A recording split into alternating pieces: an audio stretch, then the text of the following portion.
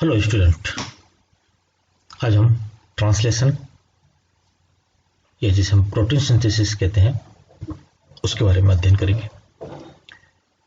हम जब protein synthesis की बात करते हैं तो दो प्रोसेस आते हैं, ट्रांसक्रिप्शन और ट्रांसलेशन। ट्रांसक्रिप्शन का मतलब होता है कि डीएनए से एमआरएनए का निर्माण होना, जो कि न्यूक्लियस में होता है। और जब हम ट्रांसलेशन की बात करते हैं तो एमआरएनए से प्रोटीन संश्लेषण करना।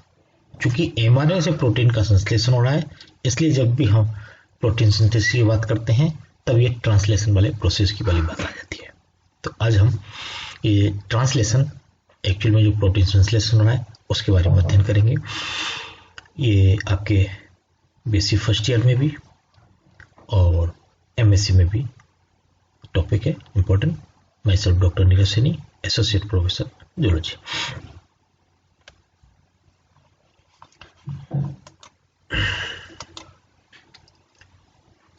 जब ट्रांसलेशन की बात करते हैं तो the pathway of protein synthesis is called translation, क्योंकि जो न्यूक्लियोटाइड सीक्वेंस में एमआरएनए की में जो लैंग्वेज है वो अमीनो एसिड के सीक्वेंस की लैंग्वेज के रूप में बदलती है। एमआरएनए को अमीनो एसिड में सूचना आती है, एमआरएनए के द्वारा उसको अमीनो एसिड में सीक्वेंस में लाते हैं। ये प्रोटीन संश्लेषण कहलाता है। एक प्रकार से वेल कंजर्व प्रोसेस है, दोनों में होता है, प्रोकैरियोट्स में, यूकैरियोट में। Protein synthesis is the final stage of gene expression. कुछ कंपोनेंट्स रिकॉर्ड्स होते हैं, ये ट्रांसलेशन मशीनरी हम कह सकते हैं इसको, कि इसमें राइबोसोम्स होगा, transfer RNA, messenger RNA, amino acid tRNA synthesis enzymes होगा, कुछ अमीनो एसिड्स होंगे, प्रोटीन फैक्टर्स होंगे और ATP GTP as a source of energy. इन सब की हमें आवश्यकता होगी।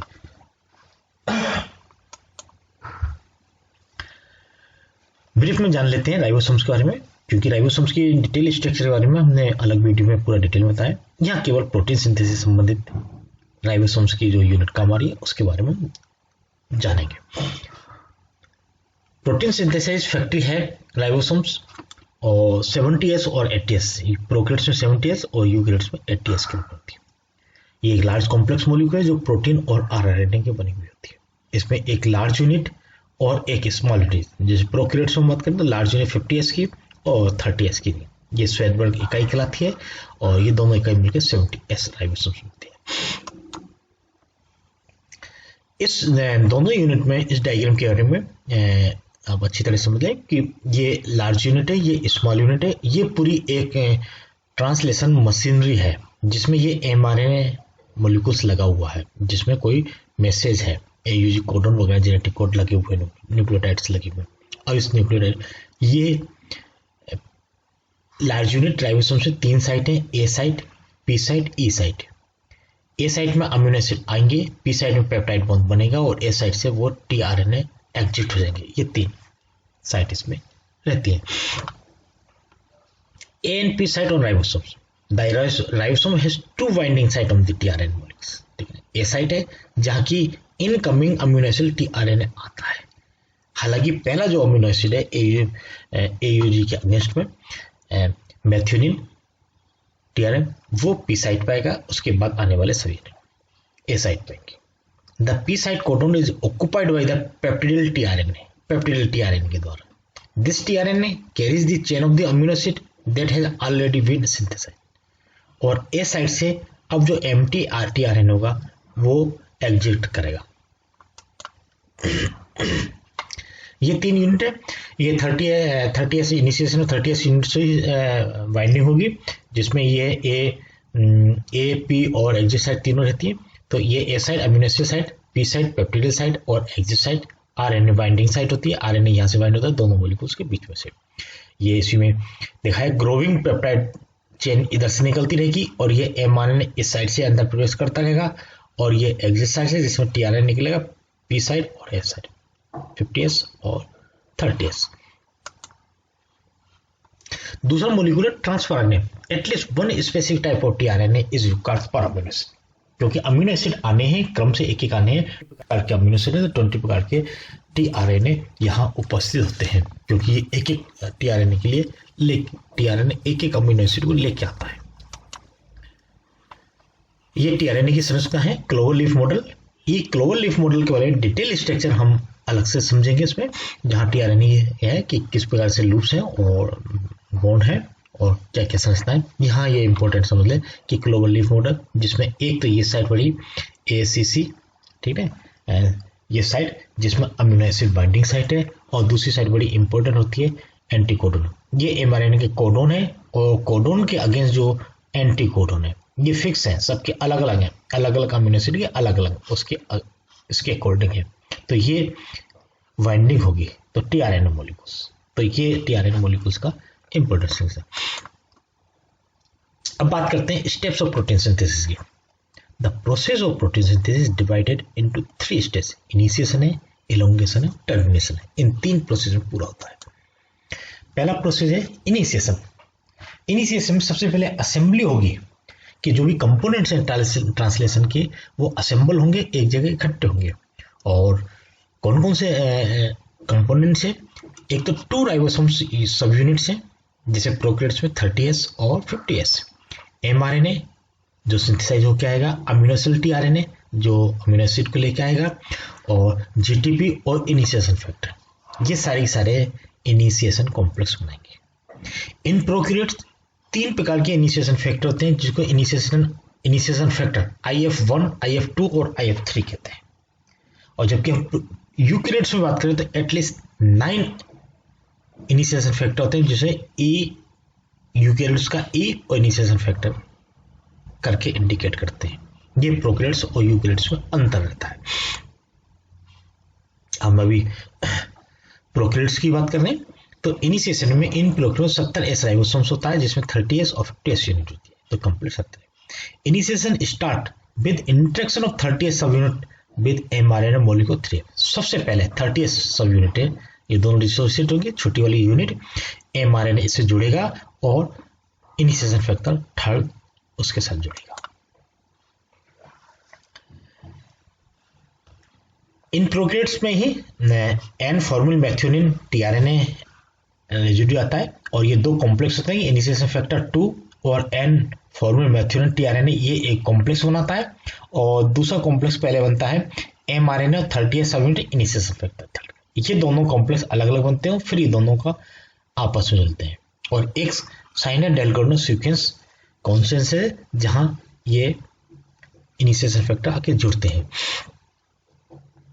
Both the complexes combine with each other with initiation factor 1 and 1 molecule और GTP, ये दोनों जाएंगे तो इनिशिएशन फैक्टर फर्स्ट आएगा। 50S subunit gets added to the complex structure. जब 30S सब यूनिट आएगी तो इनिशिएशन फैक्टर थर्ड रिलीज हो जाएगा और एडिशन होगा 50S सब यूनिट का GTP मोलिक्यूल्स का, और जब ये GTP का उपयोग हो जाएगा, ये यूनिट जुड़ जाएगी, तब फिर इनिशिएशन फैक्टर फर्स्ट और इनिशिएशन फैक्टर सेकंड भी रिलीज हो जाएंगे। एडिशन टू 50S सब यूनिट जब ये जुड़ जाएगी तो एन फॉर्मल मैथ्योनिन टीआरएनए जो है वो पी साइड पर डायरेक्टली आएगा, और ये AUG जो कोडोन है mRNA का, ये सबसे पहले ये इनिशिएशन कोडोन है, इसी के अगेंस्ट ये एन फॉर्मल मैथ्योनिन टीआरएनए आएगा, ये पी साइड पे आएगा, और सेकंड जो कोडोन है वो अब ए साइड पे आएगा, आने वाला अगला ए साइड पे आएगा, पहला जो है वो पी साइड पे आएगा। ये डायग्रामेटिक अपन देख लेते हैं कि इनिशिएशन जो हो रहा है सबसे पहले है 30S सब यूनिट है, ये mRNA है, और mRNA का जो सीक्वेंस है इस प्रकार से, और इनिशिएशन फैक्टर 30S सब यूनिट से आके जुड़ेगा सबसे पहले। इसके बाद ये जो 30S यूनिट है और इनिशिएशन फैक्टर जैसे ही थर्ड आ गया तो ये इस mRNA से जुड़ेगा, और mRNA का एक पर्टिकुलर सीक्वेंस होता है जिसको ये यूनिट इनिशिएशन फैक्टर थर्ड पहचानता है, और वो सीक्वेंस कराता है प्रोकैरियोट्स में शाइनर डेलग्रेनो सीक्वेंस, इंपॉर्टेंट नाम है, जिसमें ये AGG ठीक है, AGG CCU, ये 9 का जो सीक्वेंस का है इसे साइनर डेलग्रेनो सीक्वेंस करता है, इसको पहचानेगा। AGG जैसे आया वहां ये 30 और IF3 सीक्वेंस जुड़ जाएगा, और इसी के तुरंत बाद ही AUG इनिशिएशन कोडोन रहता है, जिससे पहले का जो सीक्वेंस है उसको ये पहचानेगा, वाइंड करेगा। इसके बाद मीनवाइल द एफ मैथ्योनिन टीआरएनए जो है, एफ मैथ्योनिन टीआरएनए जो ये टीआरएनए और मैथ्योनिन को लेके आ रहा है, इसमें इनिशिएशन फैक्टर 2 जुड़ेगा, इसको एक्टिवेट करेगा, which promote binding of the tRNA to the start codon. ये स्टार्ट कोडन से एफ मैथ्योनिन स्टार्ट कोडन से जुड़ जाएगा, initiation factor 2। The small sub unit in और स्मॉल सब यूनिट ये 30S और इनिशिएशन थर्ड कॉम्प्लेक्स, ये जो दोनों हैं ये अब ये एमआरएनए के एयूजी का कोडन को दिखाएंगे और इसमें से एंटी कोडन जो यूएसी ये टीआरएनए यहाँ के जुड़ेगा। This complex of the small ribosomal subunit और initiation factor third, initiator tRNA and IF2, ये 30S unit, mRNA, initiation factor third और सेकंड और टीआरएनए, और ये जो that is called the initiation complex का लाइफ। ये सारा इनिशिएशन कॉम्प्लेक्स स्टार्टिंग हो गया। अब इसके बाद eight this point the large ribosomal सब यूनिट ज्वाइन इन। अब ये बड़ी यूनिट आके जुड़ेगी और इससे ये जब आके जुड़ती है तो जीटीपी का एनर्जी का उपयोग होता है, ये यूनिट आके जुड़ेगी, जीटीपी से जीटीपी बन जाएगी और and initiation factor are released. अब इनिशिएशन फैक्टर रिलीज होंगे, इसके जुड़ते ही इनिशिएशन फैक्टर ये दोनों रिलीज होंगे और ये ribosomal complex is now ready for protein synthesis. अब ये पूरा पूरा कॉम्प्लेक्स बन जाएगा और इस प्रकार से बनते हैं कि पहला वाला जो है कोडन जो है टीआरएन जो पी साइट पर आ जाता है और ए साइट आने वाले उसके लिए फ्री रहती है। अब नेक्स्ट जितने भी टीआरएनए आएंगे वो सब ए साइट पे, किंतु केवल फर्स्ट जो है वो पी साइट पे पहले से आके सेट हो गया। अब इसके बाद क्या है, when the ribosome is assembled, जब ये यूनिट बन गई, राइबोसोम बन गया तो 2 tRNA binding site are created, 2 site बन गई। तो पहली डिजाइन कहलाएगी पी साइट जिसपे यूएसी मैथ्योनिन का है और ए साइट फ्री है, ठीक है। P stand for peptidyl, A stand for amino acid. The initiator tRNA is in the P site, पहला जो है ना पी साइट पे, and the A site will be filled by the tRNA with the anticodon that is complementary to the codon next to the start। अब ये AUG के against ये आ गया, अब CCU के अगेंस्ट जो भी आएगा वो आ गया, नेक्स्ट कोडन आ जाएगा। ये जैसे ये नेक्स्ट कोडन ना प्रोलिन का है, इस केस में ये प्रोलिन या मॉलिक्यूल्स टीआरएन प्रोलिन को लेके आ रहा है। When the second tRNA base pair है, जब सेकंड टीआरएनए यहाँ आ जाता है, प्रोलिन आ गया, मैथ्योनिन पहले आ गया, प्रोलिन आ गया। अब इस प्रोलिन के आने के बाद एक एंजाइम होता है पेप्टिडिल ट्रांसफेरेंस एंजाइम, पेप्टिडिल ट्रांसफेरेंस। इस पेप्टिडिल ट्रांसफेरेंस एंजाइम्स की मदद से मैथ्योनिन प्रोलिन के साथ बॉन्ड बना लेता है और ये अमीनो एसिड के मध्य जो बॉन्ड बनता है उसको पेप्टाइड बॉन्ड करते हैं। जैसे ये दोनों बॉन्ड बनता है तो ये टीआरएनए मॉलिक्यूल फ्री हो जाता है, ठीक है। और between the 2 amino acid present, this activity is intrinsic to the 23S RNA found in the large sub. ये किसके कारण है, ये लार्ज सब यूनिट में ही 23S RNA जो है वो है और इसको ये since the RNA catalyse this process it is referred to as a ribosome. ये राइबोसोम कहलाता है। 23S RNA राइबोसोम एक एंजाइम के रूप में काम करता है, दैट इज द राइबोसोम्स। ये प्रोसेस बताइए, इनिशिएशन फैक्टर थर्ड पहले जुड़ेगा, इनिशिएशन फैक्टर 2 उसको लेके आ रहा है और इनिशिएशन फैक्टर लार्ज यूनिट को लेके आएगा और ये तीनों फैक्टर यहाँ जुड़ेंगे और जुड़ने के बाद टीआरएनए यहाँ गया और ये बड़ी यूनिट जुड़ गई, ये इनिशिएशन फैक्टर जो अभी बताया था और फिर ये इनिशिएशन फैक्टर रिलीज हो जाएंगे। अब नेक्स्ट स्टेप आता है elongation. At this point the whole ribosome shift over 1 codon. जैसे इनिशिएशन का पेप्टाइड बॉन्ड बन जाता है तो ये एक कोडन आगे सरक जाता है, एमआरएनए एक कोडन आगे सरक जाए तो राइबोसोम शिफ्ट होगा इस एमआरएनए पे एक कोडन आगे। This shift require several elongation factor, ठीक है ना, बहुत सारे इलोंगेशन फैक्टर की यहाँ जरूरत पड़ेगी और जीटीपी की जरूरत पड़ेगी।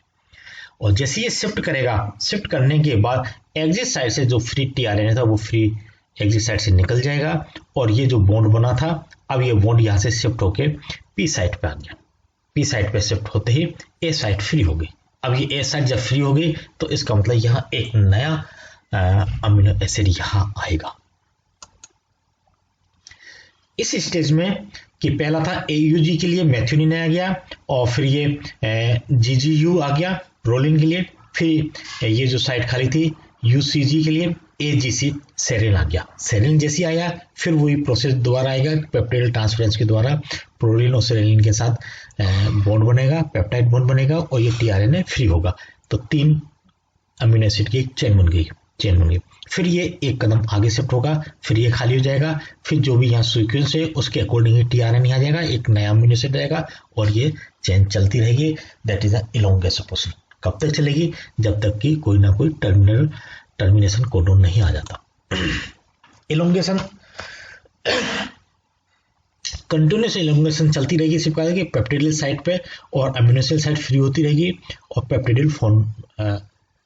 पेप्टिडिल बॉन्ड बनता रहेगा और जितने भी है तब तक बनता रहेगा। ये एरर फ्री है, ठीक है, बहुत कम मिस्टेक होती है इसमें। इलोंगेशन ये इस प्रकार से ये बन गई और फिर सेरिन भी जुड़ गया और ये tRNA फ्री हो गया नए अमीनो एसिड को लाने के लिए और यहाँ A साइट फ्री होगी, फिर नया अमीनो एसिड रहेगा। इस प्रकार से ये चेन ग्रो करती चली जाएगी। इसी को यहाँ दिखाया कि एक अमीनो एसिड था ए और P साइड पे, A साइड पे, ये दोनों बॉन्ड बन गया तो 2 अमीनो एसिड हो गए, ये 2 अमीनो एसिड, अब इसका तीसरा अमीनो एसिड है, 3 अमीनो एसिड जुड़ गए, ये चेन इलोंगेशन हो रही है। That is a termination.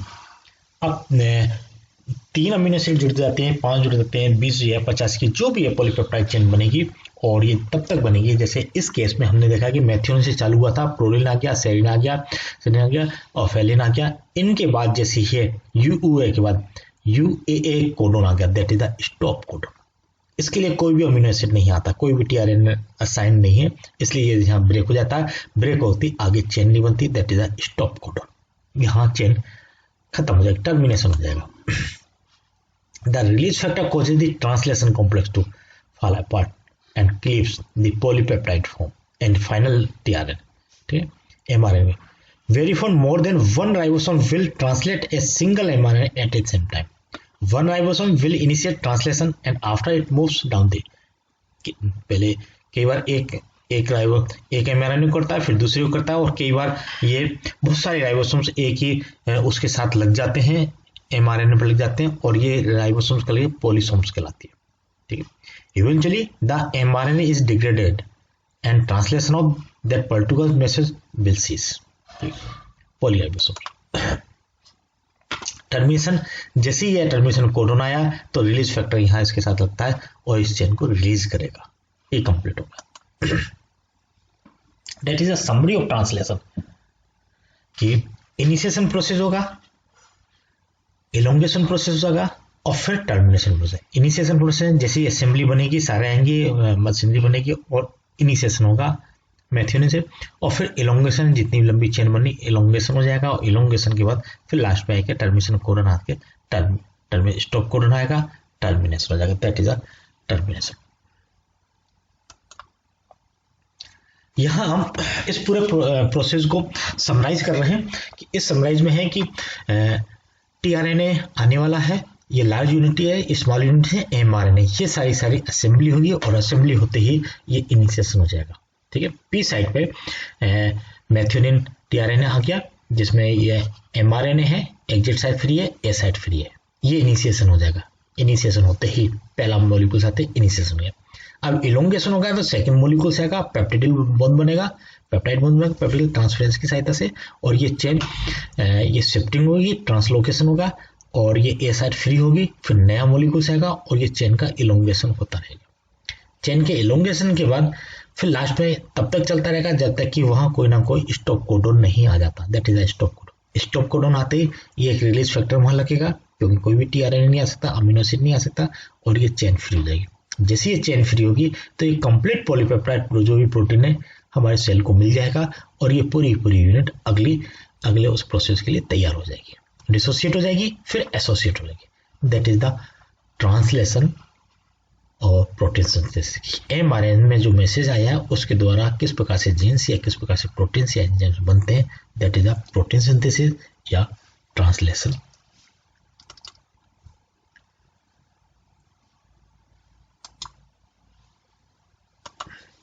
Okay, thank you, आज इतना ही।